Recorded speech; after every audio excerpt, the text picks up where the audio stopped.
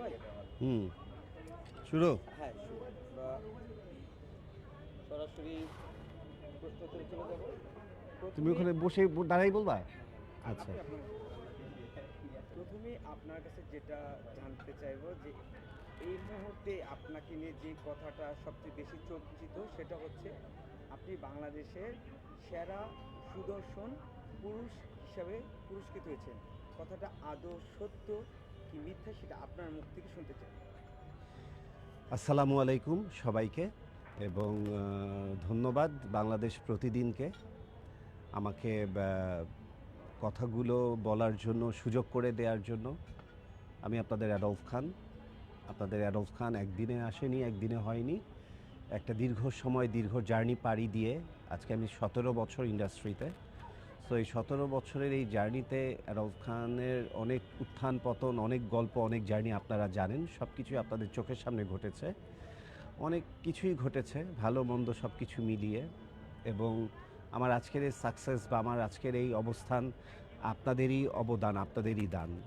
তো সম্প্রতি যে ঘটনাটা ঘটেছে সেটা হলো যে সারা বাংলাদেশে দেখলাম যে সবাই বেশ উদ্বিগ্ন, এবং আমার একটি টাইটেল বা আমার একটি পুরস্কার পাওয়া নিয়ে সবার মধ্যে বেশ জল্পনা কল্পনা এবং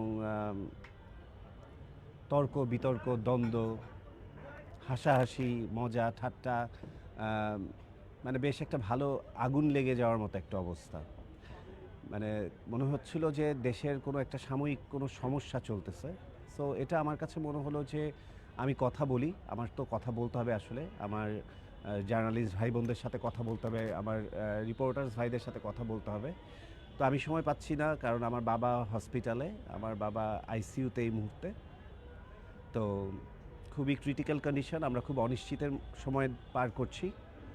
সো সেই সময়ের মধ্যে এসে আসলে এই বিষয়গুলো, এই আমাকে ঘিরে ফেসবুকের বা সোশ্যাল মিডিয়ার বা দেশের মানুষের যে চিন্তা ভাবনা বা উত্তেজনা বা সব কিছু মিলিয়ে এটা আসলে আমাকে ভয়ঙ্করভাবে মানে চিন্তায় ফেলে দিয়েছে। এবং আমার কাছে মনে হয়েছে যে আমার না, আব্বুকে রেখে এসে হলেও আমার আসলে একটু জয়েন করা উচিত। আমার আসলে এখন থেকেই কথা বলা শুরু করা উচিত, কারণ ম্যাক্সিমাম মানুষের ভুল ভেঙেছে, কিন্তু কিছু মানুষ মানতে রাজি নয়, তারা এখনও ভুল ভাঙেনি, তারা ওই ভ্রান্ত ধারণার মধ্যেই আছে।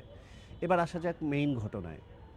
ঘটনাটি ছিল 25শে জুলাই। 25শে জুলাই একটা কনভেনশন হল, স্কাই সিটি, সেখানে হচ্ছিল 71 মিডিয়া আইকনিক অ্যাওয়ার্ডের একটা প্রোগ্রাম। তো সেই প্রোগ্রামে যথারীতি আমাকে নমিনেশন দেওয়া হয়েছিল এবং আমাকে পুরস্কারও দেওয়া হয়েছে। তবে পুরস্কারটি ছিল হলো যে মোস্ট স্টাইলিশ ফ্যাশন ডিরেক্টর বা কোরিওগ্রাফার, আপনারা যেটাই বুঝে নেন। মোস্ট স্টাইলিশ ফ্যাশন ডিরেক্টর বা কোরিওগ্রাফার বলতে আপনারা যেটা বোঝেন, মানে আমাকে কোরিওগ্রাফিতে, আমাকে বাংলাদেশের যত কোরিওগ্রাফার আছে তাদের মাঝে সবচেয়ে স্টাইলিশ মনে করে তারা আমাকে পুরস্কারটি দিয়েছে। এবং আপনারা খুব ভালো করেই জানেন যে এটা একটা totally media related award program, যেখানে চলচ্চিত্র, নাটক, মিউজিক এবং ফ্যাশন, এই ক্যাটাগরিগুলোকে নিয়ে এবং বিভিন্ন দিলারা জামানের মতো গুণী গুণী ব্যক্তিদেরকে সম্মাননা দেওয়া হয়েছে এবং বেশ কিছু উদ্যোক্তাকে পুরস্কার দেওয়া হয়েছে। সম্পূর্ণই একটা মিডিয়া রিলেটেড প্রোগ্রাম, না এটা কোনো রিয়েলিটি শো, না এটা কোনো সুন্দরী প্রতিযোগিতা বা সুন্দর প্রতিযোগিতা, না সুদর্শন প্রতিযোগিতা, কিছুই না।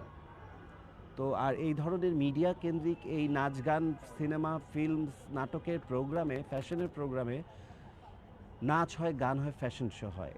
এবং আপনারা কোনোদিন কখনো কি শুনেছেন যে এই ধরনের মানে কালচারাল প্রোগ্রাম বা এই অ্যাওয়ার্ড সেরেমনিতে সুদর্শন পুরুষের কোনো ক্যাটাগরি থাকে? এই জায়গাটায় আসলে আমি ভুল না আপনারা ভুল। আপনারা কি করে এই ধরনের একটা মানে মূর্খের মতো বা বোকার মতো কথা বলছেন যে সুদর্শন পুরুষের অ্যাওয়ার্ড পেয়ে গেলেন আরব খান? তো ভালো কথা, পুরস্কার পেয়েছি আমি আবারও বলছি, মোস্ট স্টাইলিশ ফ্যাশন ডিরেক্টর। তো সেই পুরস্কারটিকে আমি যথারীতি গ্রহণ করলাম। পুরস্কার নিয়ে বাসায় চলেও আসলাম। সেদিন রাত থেকেই বাবা অসুস্থ, এবং একদিন পরে 27 তারিখেও আমি আরও একটি অ্যাওয়ার্ড প্রোগ্রাম থেকে আরও একটি অ্যাওয়ার্ড গ্রহণ করি। আমি 23 তারিখে একটা অ্যাওয়ার্ড গ্রহণ করেছি, 25 তারিখে করেছি, 27 তারিখে করেছি। তো 27 তারিখেও আমি একটা অ্যাওয়ার্ড মানে রিসিভ করেছি একই ক্যাটাগরিতে। তো তো যাই হোক, তো ফ্যাশন ডিরেক্টর, ফ্যাশন কোরিওগ্রাফার বা ডিজাইনার বা গ্রুমার আমি, এবং আমি এখন প্রমোশন করি, ব্র্যান্ড প্রমোশন করি। আমাকে এই ক্যাটাগরিগুলোতেই পুরস্কার দেওয়াটা সাজে এবং এতে আমি সম্মানিত বোধ করি এবং দায়িত্ব বোধ করি। কিন্তু আমি নিজেও কখনো কোনো অবস্থাতে আমার এই বয়সে এসে বা আমার এই জার্নিতে এসে আমি কখনোই এটা এক্সপেক্ট করি না আমাকে সেরা সুদর্শন, সেরা টিনেজার, সেরা হ্যান্ডসাম বা সেরা মুখ যেটাকে বলে, আমি এই ক্যাটাগরিগুলো আমি নিজেই কখনো প্রত্যাশা করি না, কখনোই করি না। আমি এই ধরনের এক্সপেকটেশন আমার কাছে নেই এবং এ ধরনের বাজে চিন্তা ভাবনা বা এই ধরনের অন্যায় আবদার বা অন্যায় একটা আহ্লাদ আবদার যেটাকে বলে যে আমাকে আপনারা এই ক্যাটাগরিগুলো, মানে আমি এই টাইটেলগুলোও চাই না। আপনারা আমাকে অ্যাডলফ খান বলেছেন, আমার নামটাই আমার জন্য যথেষ্ট। আমার নামের সাথে যে পদবিগুলো, সে পদবিগুলো আমাকে বিব্রত করে, আমাকে বিভ্রান্তিতে ফেলে। আমি আমার যে জায়গাটুকু, আমার যে কাজের পরিধিটুকু, আমার যে জার্নিটা বা আমার যে স্ট্রাগল বা যুদ্ধটা, আমি আমার যে কাজটা, আমি সেই পদবি বা সেই কর্মপরিধি নিয়েই আমি অত্যন্ত খুশি এবং আল্লাহর কাছে সবসময়ই কৃতজ্ঞতা জানাই। কৃতজ্ঞতা জানাই আমার বাবা মাকে এবং কৃতজ্ঞতা জানাই জনগণকে যারা আমাকে এই জায়গাটায় এনে দিয়েছে। তো সেখানে আমাকে দেখলাম যে হঠাৎ করে একদিন পরে এই অ্যাওয়ার্ডের সেদিনের প্রোগ্রামে, যেহেতু আমি অনুষ্ঠানের একটি মূল আকর্ষণ ছিলাম এবং এখন থাকি, কারণ আমার গেট আপ এবং আমার অ্যাপিয়ারেন্স সবার থেকে ব্যতিক্রম বলে পুরোটা অনুষ্ঠানের একটা আলাদা মাত্রা, আলাদা একটা মানে ব্যাপার যোগ করে। তো যেটা অর্গানাইজাররাও চায় আমাকে ভিন্নভাবে উপস্থাপন হয়ে অনুষ্ঠানে যেতে। এটা এই প্রোগ্রামেও অর্গানাইজারদেরও ডিমান্ড ছিল যে ভাইয়া, এর আগে আপনি একটা প্রোগ্রামে গিয়েছিলেন বাইফাতে, খুব আপনি আলোকিত হয়েছিলেন, আমরা চাই আপনি সেভাবে ঝড় তুলে আমাদের প্রোগ্রামে আসবেন। যেই ভাবা সেই কাজ, আমি সেভাবে করেই সেই প্রোগ্রামে অ্যাটেন্ড করেছি এবং যথারীতি আমি যাবার সময় বলেছি যে আমি আজকে খুব টপিকে থাকবো এবং ভাইরাল হবো, এটা আমি তখনই বলে গিয়েছিলাম, কিন্তু এই লেভেলের ব্যাপারটা ঘটে যাবে সেটাও এতটা বেড়ে যাবে সেটা বুঝতে পারিনি। তো সেই জায়গাটা থেকে দেখলাম যে 25 তারিখের রাত থেকেই দেখলাম কিছু কিছু জায়গায়, মানে আমার ভিডিও তো আসতে থাকে তো সামনে, তো ভিডিও জায়গাগুলোতে লিখছে যে দেশের সুদর্শন পুরুষ হিসেবে পুরস্কার পেলেন অ্যাডলফ খান, দেশের সুদর্শন পুরুষ হিসেবে পুরস্কার পেয়ে উচ্ছ্বসিত অ্যাডলফ খান, দেশ সেরা পুরুষ সুদর্শনের পুরস্কার পেলেন অ্যাডলফ খান, এবং বেশ কয়েকটা ভিডিও আমার চোখের সামনে আসলো। তো ওরা কি এখন আমাকে, এর আগেও দেখলাম যে আমার ভিডিওতে তারা স্টাইল সম্রাট লিখে, স্টাইল গুরু লিখে, ফ্যাশন গুরু লিখে, ফ্যাশন সম্রাট লিখে, এগুলো লিখে, এগুলো দেখলাম নতুন করে ট্রেন্ড শুরু হয়েছে, তারা আমার নামের পাশে এগুলো লিখে। তো সাংবাদিক ভাইরা বা যারা যারা কন্টেন্ট ক্রিয়েটার, ইউটিউবার্স, তারা লিখে, তারা ভালোবাসার জায়গা থেকে লিখে। আমি কখনো এগুলো নিয়ে তর্ক বিতর্কে জড়াই না বা জিজ্ঞেস করি না, লিখছে। বাট কারণ আমি তো লিখছি না বা আমি তো কোথাও লিখছি না যে আমি ফ্যাশন সম্রাট বা স্টাইল সম্রাট বা আমি ফ্যাশন গুরু বা কি আমি সুদর্শন পুরুষ, এ ধরনের কথা আমি কোথাও কখনোই লিখিনি, লিখবও না। আমার যতক্ষণ জ্ঞান আছে এবং আমার যতক্ষণ শিক্ষা আছে এবং আমার যতক্ষণ আমার অভিজ্ঞতার আলোকে আমি কে যেভাবে দেখতে চাই, আমি এমন কোনো টাইটেল বা এমন কোনো পদবি বা এমন কোনো প্রমোশন চাই না যেটা আসলে আমি না, বা আমি যেটার ওজনটা ধরতে পারবো না। তো দেখলাম টিডিওগুলো, তো ইতিমধ্যে আমি হসপিটালে ব্যস্ত হয়ে পড়েছি আমার বাবাকে নিয়ে। তো সব কিছু নিয়ে যখন চলছিলাম দেখলাম 27 তারিখের রাত থেকে এসে ব্যাপারটা একটা অন্য দিকে মোড় নিল এবং এটা একটা বিশাল আকৃতি ধারণ করলো এবং দেখি সুদর্শন পুরুষ নিয়ে কথা হচ্ছে, গুঞ্জন সৃষ্টি হচ্ছে। আমি বুঝে উঠতে পারছিলাম না আসলে কি ঘটছে বিষয়টা। কিছুক্ষণ পরে, যেহেতু আমি হসপিটালে এবং একটু মোবাইল থেকে একটু দূরে, তো আমি যে বেশ কিছুক্ষণ পরে যখন গিয়ে আমি মোবাইলের সাথে বা মানে নেটওয়ার্কের সাথে কানেক্টেড হই, তখন আমি দেখলাম যে সব কিছুতে সব জায়গাতে আমি আমি আমি আমি সকাল যেতে না যেতে দেখি এটা কয়েক গুণ বেড়ে গেল। তারপর দেখলাম বেড়ে গেল তর্ক বিতর্ক, অ্যাডলফ খান কী করে সুদর্শন পুরুষ হয়, অ্যাডলফ খান কেন এরকম হয়। মানে আমার যেগুলো নিয়ে কখনো এতদিন কথা হতো না, সেখানে আমার গেট আপ, আমার মেকআপ, আমার অ্যাপিয়ারেন্স নিয়ে মানুষজনের, কারণ আসলেই যেটা হয় আমাদের সোসাইটিতে, আমাদের সমাজে, আমি সুদর্শন পুরুষ বা হ্যান্ডসাম পুরুষ বলতে যেটা বুঝি, সে ডেফিনেটলি অনেক হ্যান্ডসাম থাকবে, তার গেট আপ, তার অ্যাপিয়ারেন্স টোটালি ডিফারেন্ট থাকবে, ডেফিনেটলি থাকবে, তার খোঁচা খোঁচা দাড়ি থাকবে, তার ব্যক্তিত্ব অন্যরকম থাকবে। হ্যাঁ, আমি অনেক পার্সোনালিটি সম্পন্ন এবং আমি খুবই দরাজ কণ্ঠের একজন অধিকারী। আল্লাহ অবশ্যই আমাকে সুন্দর বানিয়েছে, আল্লাহ সৃষ্টি সবাই সুন্দর, এবং আমি ইনার সাইড থেকে কি পরিমাণ সুন্দর এবং কি পরিমাণ ভালো মানুষ যারা আমার সাথে মেশে বা আমার সাথে কথা বলে বা যাদেরকে আমি আদর করি, ভালোবাসি, দীর্ঘদিন ধরে পরিচয়, তারা খুব ভালো করেই জানে যে আমি মানুষ হিসেবে কতটা সুন্দর। কিন্তু আমি সুদর্শন এই টাইটেল না আমি চেয়েছি, না আমার কেউ চেয়েছে, না আমি কখনো দাবি করি। আপনারা নিজেরা দিয়ে সেই ভুল একটা ভিডিওগুলো দেখে আপনারা নিজেরাই ওই টাইটেলটাকে বড় করে এখন পর্যন্ত তর্কে মেতেছেন, এখন পর্যন্ত নানান রকম কন্টেন্ট করছেন, এক এক রকম করেছেন, আর এটাকে একটা অন্য পর্যায়ে চলে গেছে। আমরা গত জুলাই আগস্টে দেশের অন্য একটা পরিস্থিতি দেখেছিলাম, ঠিক এই সময়ে 5ই আগস্টে গিয়ে যেটা শেষ হয়েছিল। আমি ফিল করছি যে এই মুহূর্তে দেশের মানুষজনের হেড একটা টপিক হয়ে গিয়ে দাঁড়ালো অ্যাডলফ খান। আমি বুঝলাম না। আমি ভাই খুবই সামান্য একজন মানুষ, আমি খুবই ছোটোখাটো একজন মানুষ, আমি ইন্ডাস্ট্রির একজন লোক, একজন মিডিয়া পার্সন। আমি কোরিওগ্রাফি করি, আমি ডিজাইনিং করি, আমি গ্রুমিং করে, আমার স্কুল আছে, আমার একটি ব্র্যান্ড আছে, এবং আমি বেশ কিছু ব্র্যান্ডের সাথে যুক্ত as a brand ambassador and brand promoter. This is my chapter, this is my work, and I am very much renowned, এবং আমাকে আমার যথেষ্ট চাহিদা, এবং আমাকে মানুষ খুব সম্মান করে। এবং আপনারা যারা জার্নালিস্ট বা রিপোর্টার ভাইরা, আপনারাই জানেন গত 1-1.5 বছর আপনারা আমাকে কত প্রোগ্রামের বিশেষ অতিথি হিসেবে দেখেছেন, এবং আমাকে কি পরিমাণ সম্মান দেয়া হয়েছে। এটা আমার আজকের এই জার্নিতে এসে, এই জায়গাটাতে এসে আমি ঠেকেছি। সামনে আল্লাহ আমাকে কত দূর নিবে, কোথায় নিবে আমি ঠিক জানি না, কিন্তু আলহামদুলিল্লাহ হয়তোবা আমার এই সফলতা বা সাফল্যটাকে কারো কারো সহ্য হচ্ছে না, বা কারো কারো মেনে নিতে কষ্ট হচ্ছে, এবং এই টাইটেল মেনে নেওয়াটা তো আরও কঠিন। আরেকটা বিষয়, আমি অ্যাডলফ খান হতে চেয়েছি, আমি অলওয়েজ ব্যতিক্রম হতে চেয়েছি, আমি প্রথা ভাঙতে চেয়েছি। আমি দেশ বিদেশের বহু ডিজাইনার, বহুত সেলিব্রিটিস, বহুত মিডিয়া পার্সন দেখেছি, আমি অনেক দেখেছি।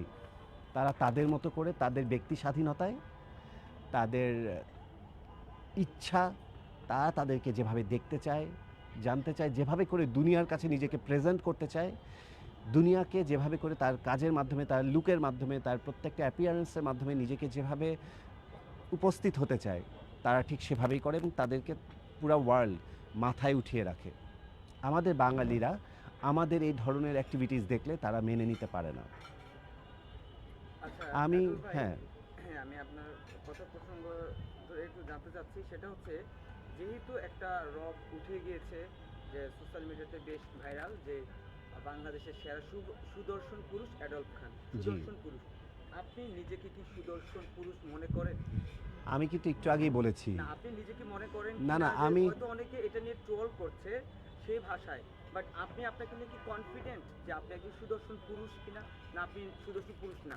আমি এই যেই হিসেবে টাইটেলটা নিয়ে মানে ঝগড়া চলছে বা যুদ্ধ চলছে, বা যেটা নিয়ে মানুষের এত তর্ক বিতর্ক, আমি সেটা ফিল করি না, বা সেটা দাবি করছি না। তবে অ্যাজ এ পার্সন, আমি আমার সমস্ত প্যাকেজ, আমার যে যোগ্যতা, আমার যে মেধা, আমার যে জ্ঞান, আমার যে কর্মদক্ষতা, আমার যে অভিজ্ঞতা, আমার যে ব্যবহার আচার, আমার যে ইনার সোল, ইনার বিউটি, সব কিছু মিলে অবশ্যই আমি আল্লাহর সৃষ্টির একজন সুন্দর মানুষ, অবশ্যই একজন সুদর্শন। কিন্তু আপনারা যে টাইটেলটা দিয়ে আমাকে পদবি দিয়ে বসেছেন, আমি সেই সুদর্শন পুরুষের দাবিদার নই। বুঝাতে পেরেছি আমি? সোশ্যাল মিডিয়াতে যেহেতু আপনাকে একটা ট্যাগ দিয়েছে, আপনাকে করে বিশেষ করে বাংলাদেশের সেরা সুদর্শন পুরুষ, হ্যাঁ, কেউ কেউ এটা ব্যঙ্গ করছে, কেউ কেউ এটা নিয়ে আবার মজা পক্ষপাতিত্ব নিচ্ছে, করছে, হ্যাঁ। কটাক্ষ করছে। এইটা আসলে মানসিকভাবে কতটুকু আপনাকে পীড়া দেয়, বা মানসিকভাবে আপনাকে কতটুকু আনন্দ দেয়? আচ্ছা, এটাতে আমার একটু টোটালি মিক্সড রিয়াকশন। হ্যাঁ, মিক্সড রিয়াকশন হলো আলটিমেটলি যারা দিচ্ছে বা যারা করছে, আলটিমেটলি 1-2 রাতের মধ্যে আমাকে আরও বড় করে দিয়েছে, মানে আমাকে আমার ব্যাপ্তিটা বা আমার প্রচার প্রসারটাকে অনেক বাড়িয়ে দিয়েছে। আলটিমেটলি যেটাকে বলে ফ্রি প্রমোশন, আমি টাকা দিয়েও হয়তো বা এগুলো করতে পারতাম না, সেটা করে দিয়েছে। আমাকে আরও যারা চিনতো না বা যেই জায়গায় চিনতো না বা ওয়ার্ল্ড ওয়াইডেও এখন এটা নিয়ে আমার ফ্রেন্ডরা আমেরিকা, কানাডা, অস্ট্রেলিয়া থেকে কথা বলছে, তাদের ওই জায়গাতেও একই টপিক, একই আলোচনা। তো ওয়ার্ল্ড ওয়াইড যেখানে আমাকে নিয়ে এই টপিকটা হচ্ছে এবং বড় বড় ব্যক্তিত্বের সাথে আমাকে ছবি জুড়ে দিচ্ছে এবং আমার বডির মধ্যে তাদের মুখ বসিয়ে দিচ্ছে, আমি ব্যাপারগুলো ভীষণ এনজয় করছি এবং আমার কাছে বিষয়গুলো পজিটিভ মনে হচ্ছে। কারণ মানুষ যাই করছে, যেভাবেই করছে, তালি দিতেও করছে, গালি দিতেও করছে, আমাকে নিয়েই ব্যস্ত থাকছে। এটা তো আসলে একটা সৌভাগ্যের ব্যাপার, এটা আমি মনে করি পজিটিভ। কিন্তু এবং আমাকেই তারা লাইটে এনেছে এবং একদিনের মধ্যে ওরা ট্রেন্ডিংয়ে নিয়ে এসছে, সোশ্যাল মিডিয়ার ট্রেন্ডিংয়ে নিয়ে এসছে।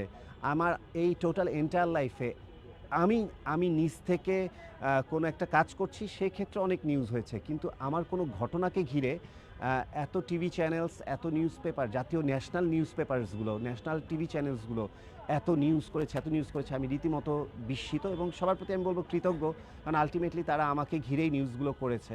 তবে হ্যাঁ, আর নেগেটিভ সাইডটা হচ্ছে হলো কেউ প্রচুর পরিমাণে প্রোপাগান্ডা ছড়াচ্ছে, কি ধরনের? মিথ্যা কথা ছড়াচ্ছে। এই যে সুদর্শন পুরুষটা আসলে আমি টাইটেল পাইনি, কিন্তু সেটাকে নিয়ে তারা বারবার জানার পরেও আমি কয়েকটা স্টেটমেন্ট দিয়ে দিয়েছি, তারপরেও সেটা জানার পরেও তারা বারবার সেটাই লিখে যাচ্ছে এবং কন্টিনিউয়াসলি তাদের আসলেই কি আরফ খান সুদর্শন পুরুষ? আসলে সে সুদর্শন পুরুষ হলে আমি কি, বা সুদর্শন পুরুষ সে হলে আমার স্বামী কি, এই ধরনের যে ছেলেমেয়েরা যে দ্বন্দ্ব করছে, আপনাদেরকে আমি অনুরোধ করব, আপনারা আমার প্রোফাইলে যান। আমার প্রোফাইলে ওই যে অ্যাওয়ার্ড মোমেন্টটা অ্যানাউন্স করা হলো স্টাইলিশ ফ্যাশন ডিরেক্টর হিসেবে, আমি যখন ডাকলো এবং আমি মঞ্চে গিয়ে উঠলাম, আপনারা সেই ভিডিওটা ফলো করেন। তারা কি টাইটেলে আমাকে ডেকেছে এবং আমি কি টাইটেলের পুরস্কারটা নিয়েছি, আপনারা সেটা দেখলে যদি বুদ্ধি থাকে, আপনারা আর দ্বিতীয়বার এই বিষয়টা নিয়ে কোনো তর্কে জড়াবেন না। এখানে কোনো সুদর্শন পুরুষের ক্যাটাগরিও ছিল না, আমাকে কোনো সুদর্শন পুরুষের অ্যাওয়ার্ডও দেওয়া হয়নি এবং আমি নিজেও কখনো সুদর্শন পুরুষের টাইটেলটার দাবিদার নই। আচ্ছা, বিভিন্ন অ্যাওয়ার্ড শো বলেন, বিভিন্ন ফাংশনে আপনি যখনই যান তখন একটু ইউনিক আপনার গেট আপ থাকে, আপনার পোশাক থেকে শুরু করে মেকআপ, অর্নামেন্ট সব কিছুতেই অনেকটা মেয়েলিপনা থাকে, যারা কটাক্ষ করে থাকে সোশ্যাল মিডিয়াতে, উনি কি মেয়ে না ছেলে, উনি এরকম কেন মেকআপ করে, ভারী মেকআপ, বা ওনার এত গর্জিয়াস কেন ওনার পোশাক আশাক, হ্যাঁ এত ঝলমলে পোশাক পরে, এত ভারী ভারী গহনা পরে, এই যে বিষয়গুলো নিয়ে আপনাকে কটাক্ষ করে, এগুলো কি মনে চির ধরে না আপনি আরো বেশি নিজের মধ্যে? না, আমি এটা আসলে আমি যে ফ্যাশনটা বা যেই স্টেটমেন্টটা ক্যারি করি, এটা বলিউডে বা পাশ্চাত্যে খুবই কমন একটা ব্যাপার। এখন প্রত্যেকটা দেশে প্রচুর জুয়েলারি ট্রেন্ড চলছে, বাইরের দেশে এটা নিয়ে কোনো কথা হয় না, যেহেতু আমাদের দেশে কেউ পরে না, আমি ট্রেন্ডটা চালু করেছি এবং সেজন্য মানুষের কাছে ব্যাপারটা নতুন এবং তাদের কাছে মনে হচ্ছে, আমার মনে হয় না যে আপনারা যারা এখন বসে যে মানুষটাকে দেখছেন, তার মধ্যে আপনারা কোনো রকম ছিটে ফোটা কোনো মেইলিপনা বা মেইলি কণ্ঠ বা মেইলি আচরণ বা কোনো কিছু আপনারা খুঁজে পাচ্ছেন। আমি পুরোপুরি সুস্থ সবল, একেবারেই পুরোদস্তুর একজন পুরুষ এবং ছেলে মানুষ, এবং আপনারা যেটা আমাকে ওখানে দেখেন, আমি ঠিক যেভাবে অ্যাডলফ খানকে অনুষ্ঠানে দেখি, আমি ঠিক জার্নিটার মধ্যে আমাকে যেভাবে করে চিন্তা করি, আপনারা বাইরের দেশের বাইরে কারণ জোহার থেকে শুরু করে, মানিস মালহোত্রা থেকে শুরু করে, আদার্স যে ইন্ডিয়ার ডিজাইনারদের থেকে শুরু করে, ইভেন বাইরের দেশে মাইকেল জ্যাকসন, এলভিস প্রিসলি, সব সহ্য করতে পারেন, সব দেখতে পারেন, কিন্তু আপনারা অ্যারফ খানকে ডিফারেন্ট লুকে আপনাদের মেনে নিতে বা করতে আপনাদের একটু কষ্ট হচ্ছে। কিন্তু আমাকে ঠিক সেভাবে করেই সবার মতো হতে চাইনি বলেই আমি অ্যারফ খান, আমি একটু ব্যতিক্রমভাবেই যাওয়ার চেষ্টা করি। এই কারণেই আমি আমার প্রথা ভেঙে, আমার ট্যাবু ভেঙে আজকে আমি এই জায়গাটায় এসেছি এবং আমি আমাকে ঠিক যেভাবে দেখতে বা যেভাবে প্রেজেন্ট করতে বা যেভাবে উপস্থিত হতে পছন্দ করি, আমি ঠিক সেটাই করছি। এটা মোটেও মেইলিপনা নয়, এটাই আমার ফ্যাশন স্টেটমেন্ট, এবং এটাই আমার ধারা। আপনারা যদি মনে করে থাকেন যে এই কেন্দ্রিক ইস্যুতে তর্ক বিতর্কের পরে আমি অন্যভাবে গিয়ে উপস্থিত হব পরবর্তী প্রোগ্রামে, সম্পূর্ণ ভুল করবেন। আমি আমার মতো করেই যাব, কম আর বেশি। আমি আমাকে ঠিক যেভাবে করে, যে প্রোগ্রামে, যে থিমে যেভাবে নিজেকে দেখতে পছন্দ করব, আমি ঠিক সেভাবেই উপস্থিত হব। আমি কারো ক্ষতি করছি না, আমি কারো কিছু করছি না, আমি আমাকে আমার মতো করে আমার ক্যারিয়ার এবং আমার জার্নিটাকে আমি আমার মতো করে রান করছি, দ্যাটস ইট, অন্য কিছু না। আচ্ছা, এই যে এই লুকে বারবার হাজির হওয়ার পরে সোশ্যাল মিডিয়ায় যখন আপনি ছবি দেন কিংবা আপনার কোনো ভিডিও ভাইরাল হয় তখন কিন্তু এই ধরনের নেতিবাচক যে নেগেটিভ কমেন্টসগুলো বেশি আসে আপনাকে নিয়ে। কখনো মনে হয় না ট্রেন্ড চেঞ্জ করি এই লুকে না, আসলে? আমি আসলে বাস্তব কথা যেটা হচ্ছে হলো, এখন একেবারেই কমেন্টস দেখি না, আর হচ্ছে ওগুলো আমাকে এখন আর ভাবায় না, কারণ মানুষের কথা মানুষ বলবেই। মানুষ আসলে কাজ জানে না, বা মানুষ আমার জার্নি জানে না, মানুষ আমার অ্যাক্টিভিটিস বা আমার কষ্ট বা আমার যে স্ট্রাগল সেটা জানে না। তো মানুষ মানুষের মতো করে দূর থেকে দেখে এটা জাজ করে ফেলে, আর এখন মানুষ খুব দ্রুত জাজ করে। সো সেই জাজের জায়গা থেকে আসলে আমি একেবারেই তাদের সাথে কোনো তর্কে জড়াই না, এবং সেগুলোকে আমি কোনো নেগেটিভভাবেই নেই না। আহ, আলোচনা সমালোচনা থাকতেই পারে, যেগুলো খুব মানে সুন্দর গঠনমূলক সমালোচনা, ডেফিনেটলি আমি খুব পজিটিভলি নেই। কিন্তু যারা আছে কিছু ফেক আইডি খুলে খুব যাচ্ছে তাই রকমের বাজে বাজে কথা লিখে বা গালি দেয়, সেগুলোকে আসলে আমি টোটালি ইগনোর করি এবং ব্লক করে দিই, এই হচ্ছে হলো বিষয়। কিন্তু আমি সেগুলোর সাথের জন্য আমার সাজের বা আমার গেট আপের বা আমার প্রত্যেকটা জিনিসের আমি কোনো রকমভাবেই আমি সেগুলো নিয়ে বিচলিত নই। আচ্ছা, আপনাকে নিয়ে কিন্তু চর্চার কমতি নেই। মানুষের এক একটার পর এক একটা মানে আপনাকে নিয়ে তাদের মন্তব্য থাকে বা কথা থাকে। সেটা হচ্ছে আপনি সোশ্যাল মিডিয়াতে প্রকাশ করেছেন যে আপনি বিয়ে করেছেন বা করবেন, এঙ্গেজমেন্ট হয়েছে। এটা নিয়েও অনেক ধরনের কথা বলছে যে আপনি বিয়ে করেনি, আজ লোক দেখান। এই বিষয়টা কি বলবেন? না, আসলেই এখনও তো বিয়ে করিনি। আমার তো এঙ্গেজমেন্ট হয়েছে, বারবার প্রত্যেকটা ইন্টারভিউতেই বলি এঙ্গেজমেন্ট হয়েছে। এবং কি বলে, আমি সময় মতো খুব দ্রুত আপনাদের সবাইকে নিয়ে সেই অনুষ্ঠানটা সেরে ফেলবো। এটা নিয়ে কারো দ্বিমত থাকার কোনো কথাই নেই। না, আমরা সোশ্যাল মিডিয়াতে চোখ বুলালে নানান ধরনের কথাই আপনার সম্পর্কে শুনতে পাই, কিন্তু সত্যটা বা এটা কি মিথ্যে সেটা আপনার মুখ থেকে আমরা জানতে চাইবো। আপনার উড বি ওয়াইফ, তাকে নিয়ে অনেক ধরনের কথা। এই চ্যাপ্টারটা বাদ দিই, হ্যাঁ। আচ্ছা আচ্ছা, কি মনে করেন আপনার এত কেন হেটার? আচ্ছা, প্রত্যেকটা জিনিসের আসলে কি বলে, হেটার্স থাকবেই। আর হেটার্স থাকবে বলেই আমরা বুঝে ফেলি যে লাইফে কি করণীয়, লাইফে কোথায় যেতে হবে, লাইফে আসলে কোনটা করা উচিত কোনটা করা উচিত না। হিটার্সরা কিন্তু আলটিমেটলি উপকার করে, হিটার্সরা কিন্তু মানে প্রত্যেকটা জিনিস নিয়ে এমন বেশিই করে, আমরা বুঝে ফেলি আমাদের কোনটা করা উচিত কোনটা করা উচিত না। আমি হেটার্সদের নিয়ে এতটুকু তাদেরকে আমি দোষারোপ করব না, বা তাদের নিয়ে আমার মনে কোনো কষ্ট নেই, আমার আজও কারোর প্রতি কোনো অভিযোগ নেই। আপনার ফ্যান ফলোয়ার্স আছে? সরি? আপনার ফ্যান ফলোয়ার্স আছে? অবশ্যই আছে, বিশাল বড় ফ্যান ফলোয়ার্স। তারা কখনো ওই হেটারদের আর কে ডিফেন্স করে? সারাক্ষণ প্রোটেস্ট করতেছে এবং তারা প্রতিনিয়ত যুদ্ধ করতেছে, আমি নিজে নিজে দেখে দেখে খুব মজা পাই। ওরা তাদের যারা নেগেটিভ কথা লিখতেছে, পজিটিভরা এসে কন্টিনিউয়াসলি এবং প্রচুর পজিটিভ কমেন্টস, প্রচুর পজিটিভ পোস্ট, যেটা আমাকে সত্যি কথার অর্থে অনেক আবেগ আপ্লুত করেছে এবং আনন্দিত করেছে, এবং আমি অনেকগুলো শেয়ার দিয়েছি। আর ইনবক্সে তো ভরে গেছে, আচ্ছা, আপনার কর্মকাণ্ড নিয়ে তো নানা ধরনের প্রশ্ন থেকে যায় জনমনে। সেটা হচ্ছে এই সেরা সুদর্শন পুরুষের পাশাপাশি একটা ভিডিও আপনার হয়েছে বেশ ভাইরাল, যেটা প্রকাশিত। সেখানে যে বলা হচ্ছে, দেখুন অ্যাডলফ খানের প্রকৃতি। গোপন ভিডিও। হ্যাঁ, গোপন ভিডিও বলেন কিংবা আপনার প্রকৃতি হিসাবে যেটা বলতে চেয়েছে তারা, যে আপনি নায়িকা বানানোর নামে বা আপনি এই প্রতারণা করেন বা আপনি এটা করেন, এই বিষয়টি বলেন আসলে। আচ্ছা, ওই ভিডিও আমি চাচ্ছিলাম এই বিষয়ে কথা বলতে। আপনারা যারা, আপনাদেরকে আমি খুব ক্লিয়ার করে আজকে বলে দিচ্ছি, আমি দেখলাম এই যে আজকের এই সুদর্শন পুরুষের বিতর্কে আপনারা 2013 সালের একটি ঘটনার ভিডিওকে আপনারা কবর থেকে তুলে এনে আপনারা পোস্ট করছেন। হ্যাঁ, বিষয়টা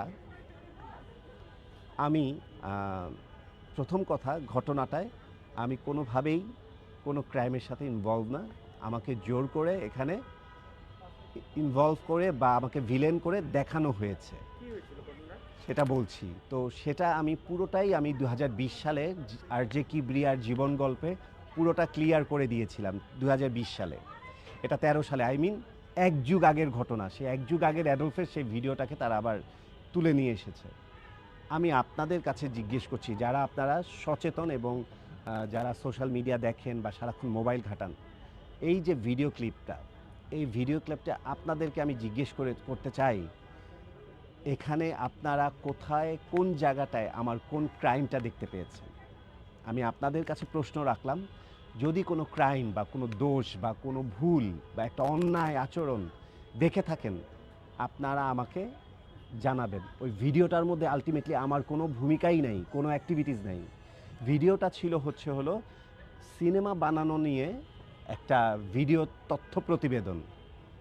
সেই প্রতিবেদনে গল্পে যেতে যেতে যেতে যেতে যেতে যেতে হঠাৎ করেই শেষের 1 মিনিটে আমাকে দেখানো হয়েছিল আমার গ্রুমিং এবং আমার গ্রুমিং স্কুল, আমার সব কিছু নিয়ে।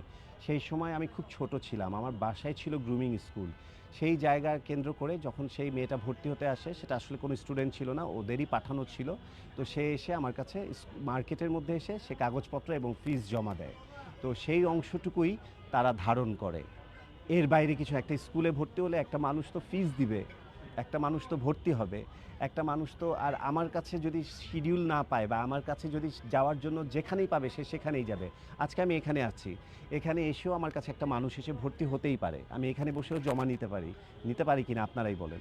তো সেরকমই আমি মার্কেটে বসে নিয়েছিলাম, এটুকুই। কিন্তু এটার সাথে সিনেমা, এফডিসি, তখন আমি কোনো সিনেমা এফডিসির সাথে ইনভলভ না, ছোট একটা মানুষ, হ্যাঁ, বড় বড় চুল।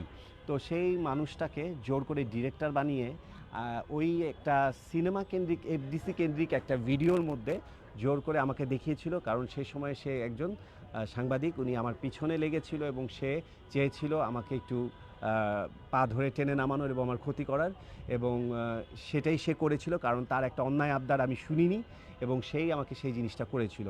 সো আমার তার প্রতি ক্ষোভ নাই, কারণ সে আল্লাহ প্রদত্ত এত বেশি শাস্তি পেয়েছে। সো সে এখন আর কি বিছানায় পঙ্গু অবস্থায়। সো আমি তাকে নিয়ে কোনো রকম কোনোই করবো না, আল্লাহ তাকে সুস্থ করুক, মাফ করে দিক, এবং আমিও মাফ করে দিয়েছি। তো ওই জায়গাটাই জোর করে ওই ছোট মানুষটাকে ভিলেনভাবে উপস্থাপনা করে সে তার মনের খায়েশটা বা তার প্রতিশোধটা নেওয়ার চেষ্টা করেছিল। আমি আপনাদের আবার বলছি, ভিডিওটা ভালো করে দেখুন, বিচক্ষণের সাথে দেখুন, জুম করে দেখুন এবং অনেকবার দেখুন। দেখে ফার্স্ট টু লাস্ট যেটুকু অংশ সেটুকু দেখে বলুন যে ওই জায়গাটায় আসলেই আমি কোথায় এবং আমি কোন জায়গাটায় জুড়ে কাট কপি পেস্ট করে আমাকে কিভাবে করে প্রদর্শন করা হয়েছে। রোমান, নিশ্চয়ই তুমি আমার অ্যান্সার পেয়েছো। হ্যাঁ, আসলে তাহলে বিষয়টা হচ্ছে যে আপনি একেবারেই কোনো আমাকে ধরনের, কোনো রকম না। ক্রাইমের সাথে আপনি না। জড়িত ছিলেন না। না, তাহলে কেন আপনাকে তারা এই ব্লেমটা দিচ্ছে বা আপনাকে জড়াচ্ছে? জড়িয়েছিল, যে বললাম, তার ইচ্ছাটা আমি পূরণ করিনি, সে কারণে সে আমাকে এই প্রতিশোধটা নিয়েছিল। That's it. আপনারা দেখুন, দেখেই বুঝতে পারবেন যে ওখানে আসলে আমার কোনো মানে নেগেটিভ কোনো ভূমিকা নেই। That's it. আমি কি এক সেকেন্ড একটু ফোনটা ধরতে পারবো? Hello, hello. হ্যাঁ, আমি আমি 5 মিনিটের মধ্যে আপনাকে ফোন দিচ্ছি। আমি দিচ্ছি ফোন, আপনার ফোন দিতে হবে না। আপনি ওই যে কি বলে, গাউসিয়া পার্ক যে বিল্ডিং কড়াইগ্রস্ত আছে দেখেন, ওখানে আসেন। হ্যাঁ, ওই যে 9-এর ওই যে সোজা ইবনে সিনার উল্টা পাশে, ঠিক আছে? ওখানে দেখেন, ওখানে যান, ওই বিল্ডিংটায় যান, আমি আসছি। Thank you. চেঞ্জ করে দিলাম জায়গা। হুম।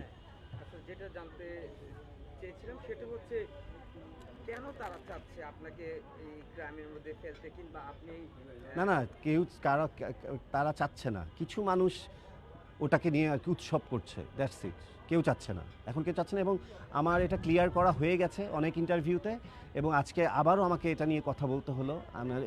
আমার জন্য দুঃখের একটা বিষয় যে এটা আমাকে বারবার ক্লিয়ার করতে হয়।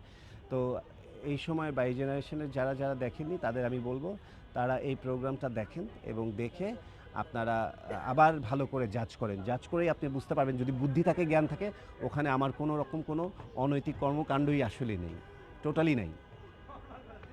তাহলে আসলে অ্যাডলফ খানের অ্যাক্টিভিটি কি, বা মিডিয়াতে তার আসলে কাজটাই বাকি, এটাই মানুষ জানতে চায়। আমার অ্যাক্টিভিটিস, আমি একজন প্রতিষ্ঠিত choreographer, fashion choreographer, not dance choreographer. আমি একজন ফ্যাশন ডিজাইনার, আমি একজন মডেল গ্রুমার, এবং আমি একজন ব্র্যান্ড প্রমোশনের কাজগুলো করি এবং ব্র্যান্ড অ্যাম্বাসেডর অনেকগুলো কোম্পানির সাথে যুক্ত আছি। That's it.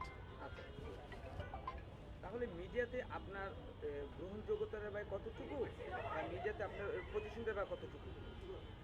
আমার গ্রহণযোগ্যতাটা এই মুহূর্তে কতটুকু সেটা তো দর্শক ভালোই বুঝতে পারছে আমি মনে করি।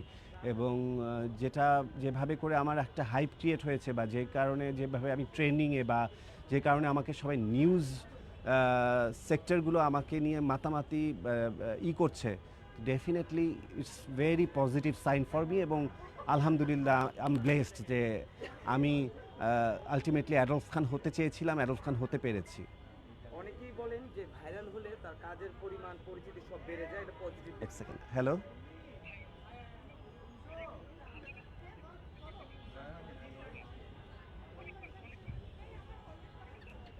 আচ্ছা, না আমার তো আরেকটা শিডিউল দেওয়া আছে, তো আমি এটা তো শেষ করতে চাচ্ছি আসলে।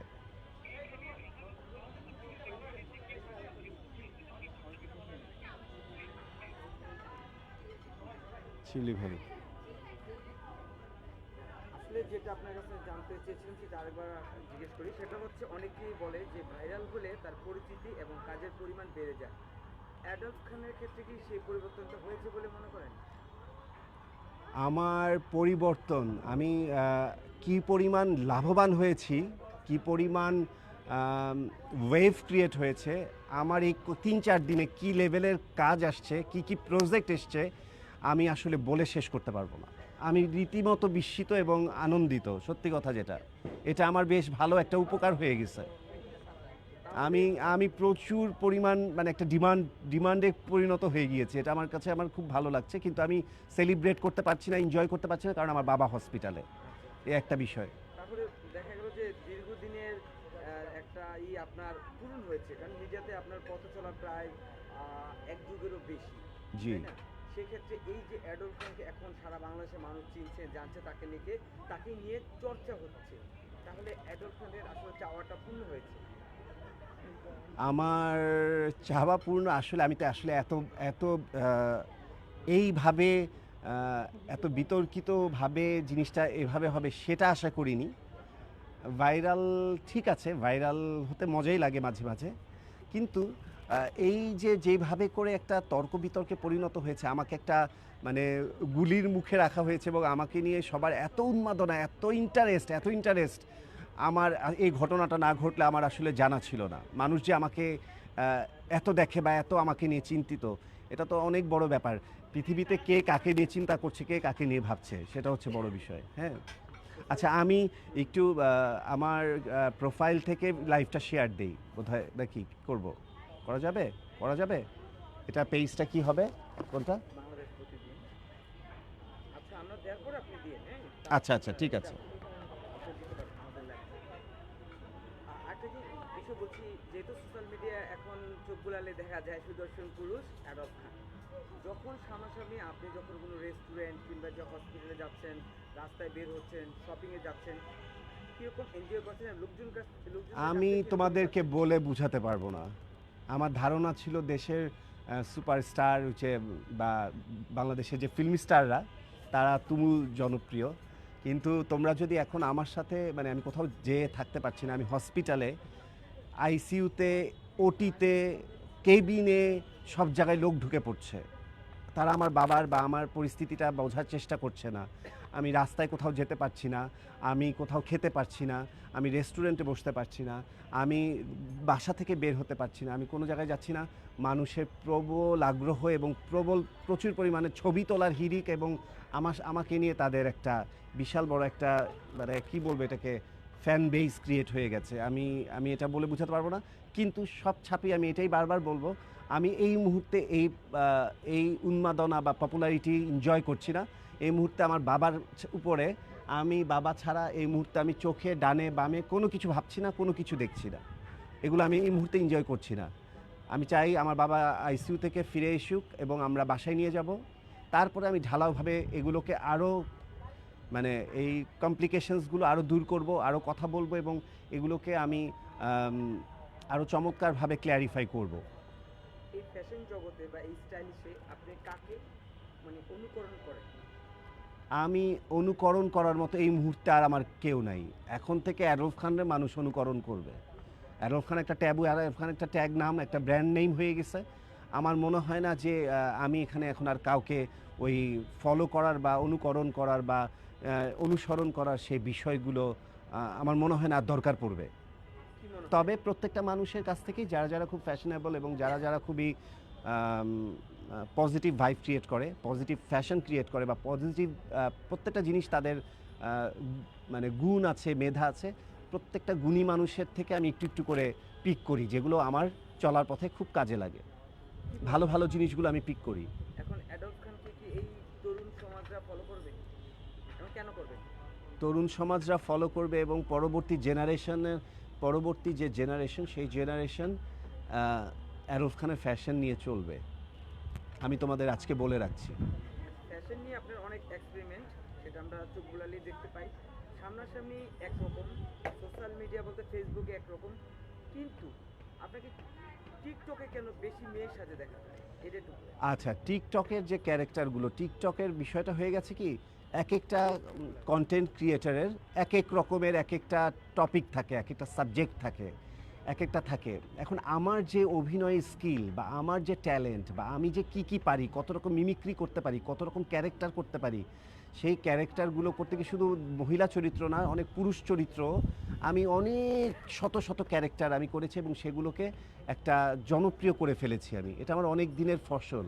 তো এটাকে আসলে মেয়ে সাজাটা বলে এই এই গুণ বা এই ক্রেডিট বা এই ভিডিওকে ছোট করে দেখা যাবে না।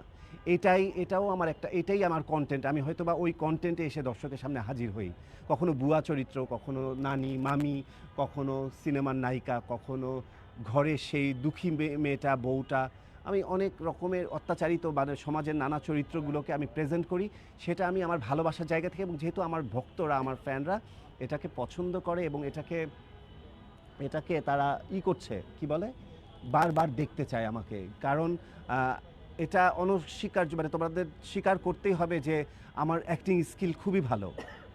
আমার অ্যাক্টিং স্কিল খুবই ভালো এবং আমার এই অ্যাক্টিং স্কিল তোমাদের যদি বলতেই হয়, আজকে আরও একটা কথা এখানে বলে দিই, আমার এই টিকটকের অ্যাক্টিং স্কিল, আমার টিকটকের এই পদচারণা থেকেই আমি একমাত্র ব্যক্তি বাংলাদেশের অ্যাডলফ খান যে কিনা পূর্ণদৈর্ঘ্য কমার্শিয়াল ছবি আমি সাইন করেছি। কি ছিল? সেটা হলো যেটা জাত। তুমি নিজেও জানো, নার্গিস আপা এবং কি বলে আমাদের, সেলিমান্না। হ্যাঁ হ্যাঁ, কৃতাঞ্জলি চলচ্চিত্রের, কৃতাঞ্জলি। যেটা শুটিংটা শুরু হতে দেরি হচ্ছে, কিন্তু এটা শুরু হয়ে গেলে আমি জানি আবারও একটা হাইপ, আবারও একটা ব্যাপার স্যাপার ঘটে যাবে। আবার একটা চমক দেখাবে অ্যাডলফ খান। একদম একদম একদম। কি চরিত্র এটা যদি শুনতাম? সেটা তো ডিরেক্টর বলতে নিষেধ করে দিয়েছে, তবে ডেফিনেটলি এমন একটি চরিত্র, যেই চরিত্রটি ছবির মুখ্য একটি চরিত্র এবং যে চরিত্রটি বাস ক্রিয়েট করবে ডেফিনেটলি। আচ্ছা, আমরা শুরুতে যেটা আপনাকে দেখতাম বা অনেকে বলেছে যে শুরুতে অ্যাডলফ খান এত সাজসজ্জা করতো না, এত ফ্যাশনেবল ছিল না, খুবই সাদামাটা একদম নর্মাল ছেলেরা যেরকম থাকে ওরকম ছিল। ডে বাই ডে আপনি এরকম চেঞ্জ কেন হলেন? এত মেকআপ, হেয়ার স্টাইল, আসলে না, আমি এত মেকআপ, এত ড্রেস আপ এগুলা বিষয়টা না, বিষয়টা হলো আমি আমার ধারাটাকে চেঞ্জ করেছি। আবার কখনো মনে হবে যে আমি আবার কমিয়ে ফেলবো। এক এক সময় এক এক বয়সে এক এক রকম না, একটা স্টাইল, একটা শখ, একটা মনের কিন্তু পরিবর্তন হয়। তো আমার কাছে মনে হয়েছে যে আমি এখন আমাকে ঠিক যেভাবে দেখতে চাই ঠিক সেভাবে করেই আমি আমার কাজগুলো, অ্যাক্টিভিটিসগুলো করি। আর সেই সময় করতাম না, অনেক সময় করা হতো না, অনেক সময় সাহসটাও এত ছিল না, আর পজিশনটা এত ছিল না যে আমি যা খুশি তাই করে ফেলবো, মানে একটা কিছু করে ফেললাম এই সেটা। কিন্তু এখন একটা জায়গা হয়েছে, এখন আস্তে আস্তে মানুষ আমাকে অ্যাডপ্ট করার বা অ্যাকসেপ্ট করার বা করার চেষ্টা করেছে। সো আমার কাছে এখন মনে হয়েছে যে আমার আস্তে আস্তে আমার যেটা পছন্দ, আমি যেভাবে আমাকে পছন্দ করি, আমার সেভাবে করেই আমাকে আমার একটা প্রতিকৃতি, একটা ফিচার ক্রিয়েট করে রেখে যাওয়া উচিত, যেটা আমি মরে যাওয়ার পরে মানুষ ভাববে যে এটাই আরফ খান ছিল, এটাই আরফ খানের স্টাইল স্টেটমেন্ট। আমি কি বোঝাতে পেরেছি? রাইট। হ্যাঁ, এখানে মেকআপ করতেছি বেশি না ড্রেস আপ করতেছি বেশি সেটা ইম্পর্টেন্ট না। ইম্পর্টেন্ট হলো আমি আমার একটা আলাদা বৈশিষ্ট্য, আলাদা মানে স্বতন্ত্র একটা ক্যারেক্টারিস্টিক্স বা একটা ফিচার ক্রিয়েট করে রেখে যাওয়ার চেষ্টা করছি, দ্যাটস ইট, আর কিছু না। আচ্ছা, আপনার যে আর সবার মতো না, যার রুচিবোধ বা যার ড্রেসিং সেন্স বা ফ্যাশন সেন্স, মেকআপ সেন্স আর সবার মতো না, আমি সেটাকে এস্টাবলিশ করার চেষ্টা করছি, আর কিছু না। যারা আপনার ফ্যাশন সেন্স নিয়ে কথা বা আপনার এই চালচলন নিয়ে কথাবার্তা বলে তাদের উদ্দেশ্যে কি বলবেন? তাদের উদ্দেশ্যে বলবো, তোমরা ব্যক্তিটাকে চেনো না, জানো না, কাছে এসে দেখলে তোমরা বুঝতে পারবে যে আসলে আমি মানুষটা কি বা কেমন, বা আমি আসলে কি ধ্যান ধারণা রাখি, কতটা জ্ঞান রাখি, কতটা পজিটিভ মাইন্ডের একটা মানুষ, কি পরিমাণ ভালোবাসতে জানি এবং কি পরিমাণ মানুষকে সম্মান দিতে জানি। আমি কখনো কাউকে ছোট করে কথা বলি না, আঘাত করে কথা বলি না, এবং কখনো কাউকে মনের অজান্তেও কাউকে আঘাত করি না, এবং কখনোই কাউকে ক্ষতি করার বা অপকার করার চেষ্টা করি না। আমি মানুষটা খুবই পজিটিভ, আমার কাজকে আমি ভালোবাসি, আমি আমাকে ভালোবাসি, আমার পরিবারকে ভালোবাসি, আমার মিডিয়ার সমস্ত ভাই বোনদেরকে ভালোবাসি, আমার ভক্তদেরকে ভালোবাসি। এটাই আমি, আপনারা এটাকে খুব সহজ করে দেখেন, আমার কষ্টটাকে দেখেন, আমার গুণটাকে দেখেন। আপনার এই সামান্য একটা টাইটেল বা এই একটা বিষয় নিয়ে আপনারা কাইন্ডলি পড়ে থাকবেন না, তাহলে আপনাদের জন্য ব্যাপারটা খুব সহজ হবে এবং আমার জন্য সহজ হবে। ধন্যবাদ সবাইকে। আসসালামু আলাইকুম। আর প্রশ্ন? হ্যাঁ আছে। আপনার আমি সেটা জানতে চেয়েছিলাম যে আপনার ফ্যাশন, আপনার যে চালচলন বলেন, পোশাক আশাক বলেন, মেকআপ বলেন, আপনি মিডিয়াতে কাজ বলেন, আপনার উড বি ওয়াইফ উনি কতটুকু সাপোর্ট করেন বা পছন্দ করেন? আচ্ছা, সে সাপোর্ট না করলে তো, সে তো সব দেখে, সব দেখতেছে। সো সে সাপোর্ট না করলে তো আসলে মানে আমার জন্য এগুলো করাটা একটু টাফ হতো। সো ডেফিনেটলি সে সাপোর্ট করে এবং সে ওই অ্যাডলফ খান তাকেই ভালোবাসে। এটা হচ্ছে কথা। সে কি কখন বলে পরিবর্তন হতে? না, আমাকে এখন পর্যন্ত সে ধরনের কোনো কিছু বলে না, এবং সে প্রত্যেকটা জিনিস খুব চমৎকারভাবে অ্যাপ্রিসিয়েট করে এবং আমাকে আরও সুন্দর করে গুছিয়ে দেয় সব কিছু ফোনে, ওভার দ্য ফোনে। আচ্ছা, এই বিষয়টা কি আপনার সাথে মানে আপনার ওর চ্যাপ্টারটা বাদ দাও না, ওর চ্যাপ্টারটা বাদ দাও। হ্যাঁ, এই জিনিসটা কিভাবে মিললো? এটা একটু আসলে চেহারার মিলের যে বিষয়টা হলো টোটালি, আমি আসলে ওরে নিয়ে কথাই বলতে চাই না তো। সবাই কিন্তু এরকম হ্যাঁ, চেহারা মিলটা হলো মিলে গেছে, হয়তোবা আমি ওর মতো দেখতে দেখে ও আমাকে পছন্দ করেছে, আমি ওকে করেছি। আর আল্লাহ হয়তোবা থাকে না যে জোড়া লিখে রাখে, তাদের মধ্যে একটু মিল থাকে, আল্লাহ আমাদের একটু বেশি মিলানো চেহারা দিয়ে দিয়েছে, দ্যাটস ওয়াই আমাদের দুজনের মিল। কিন্তু আলটিমেটলি আমার কোনোভাবেই সে আমার আত্মীয় স্বজন কেউ না, আমার রক্তের কেউ না, এবং আমার কেউ না, একেবারেই সে আননোন। এবং আমার ভক্ত ছিল, আমার ভিডিও দেখতো, আমার অ্যাক্টিভিটিস, আমার ইন্টারভিউ দেখতো, সেখান থেকে সে আমার বন্ধু থেকে থেকে থেকে অনেক দিন ভেবে দেখেছি যে তার সাথে আসলে আমার সম্পর্ক করা যায় বা ই করা যায়। ডেফিনেটলি সে প্রথম তার কাছ থেকে আপনি যখন মানে প্রপোজটা পেয়েছেন তখন আপনার অনুভূতি কেমন ছিল? আমি বলেছি আমি সময়ের সাথে দেখব যে তুমি আসলেই আমার হওয়ার মতো মন মানসিকতা রাখো কিনা, আমাকে বোঝো কিনা। আমার একটু সময় লাগবে বুঝতে তোমাকে। সময়ের সাথে সাথে যখন বুঝেছি তখন আমি তাকে বাগদান করেছি।